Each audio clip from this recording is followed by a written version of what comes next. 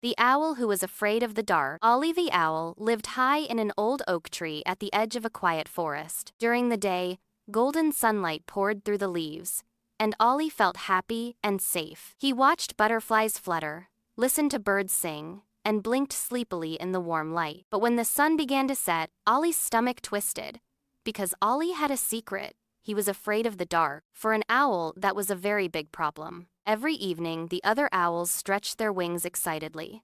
"Nighttime," they hooted. "Best time to fly." They swooped through the sky like shadows, fearless and proud. But Ollie stayed in his nest, pretending to fix his feathers. "Aren't you coming?" asked Luna, another young owl. I'm a little tired," Ollie mumbled. But the truth was, the dark felt huge and scary. The forest sounds changed at night. Twigs snapped, leaves rustled, shapes looked strange. His imagination filled the shadows with monsters. So Ollie stayed curled in his nest, feeling small and embarrassed. One evening, as the sky turned purple and stars blinked awake, a thin cry floated through the forest. "Hello? Somebody? I'm lost." Ollie froze. It sounded like a little squirrel. The other owls had already flown far across the forest. No one else seemed to hear. The cry came again, shaky and frightened. "Please help." Ollie's heart thumped loudly. He peeked over the edge of his nest. The forest below looked dark and deep. "I can't," he whispered.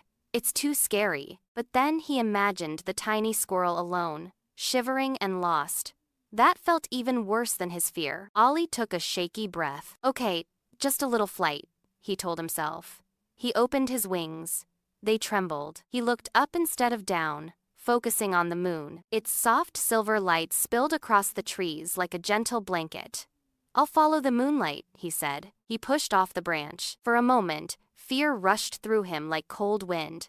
But then his wings caught the air. He remembered how to glide. The night breeze flowed past his feathers. "Hello?" he called softly. "Where are you?" "Here," came the tiny voice. Ollie listened carefully, turning his head the way owls do. Left, right, there, near the bushes. He flew lower, heart racing, and saw a small brown squirrel curled near a tree root, eyes wide. "I can't find my home," she sniffed. "Everything looks different at night." Ollie landed beside her, even though his legs felt wobbly. I know," he said gently. "The dark feels big." "You're not scared?"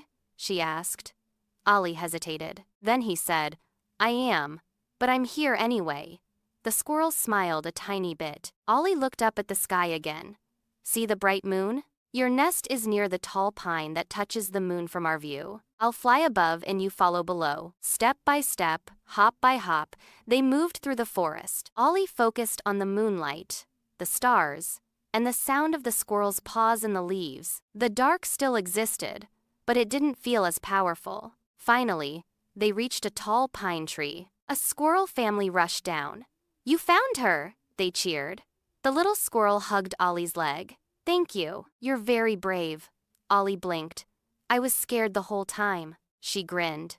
"That's what brave means." As Ollie flew back to his oak tree, something felt different. The night sky didn't seem like a monster anymore. It looked wide and full of glowing stars. He realized courage wasn't about being fearless. It was about helping, even with a shaky heart. That night, Ollie didn't hide in his nest.